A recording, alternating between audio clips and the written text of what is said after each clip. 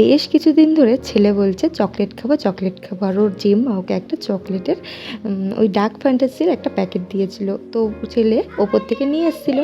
তো নিয়ে এসে বলছে মা তুমি আর আমি একসাথে খাবো, কিন্তু আমি ছেলেকে একটুখানি দিয়ে আমি এই বেশিটা খেয়ে নিয়েছি। আর তখনই ছেলের বায়না, ছেলে বলছে চকলেট খাবো বায়না করছে, তো কিছু একটা করতেই হবে। তাই আমার ঘরে ছিল এই কোকো পাউডার, তার সঙ্গে ছিল চিপস যেরকম ছোটো ছোটো থাকে সেগুলো, আর এই খেজুর ছিল, জাগারি পাউডার, ড্রাই রোস্ট করা আমার ছিল ওই মাখানা, আর আলমন্ড, সঙ্গে দুধ, তারপরে হচ্ছে বাটার ছিল, এই মিছরি ছিল, কোকো পাউডার ছিল, জাগারি পাউডার ছিল। তো তা দিয়ে একটা কিছু বানিয়ে দিলাম আর কি।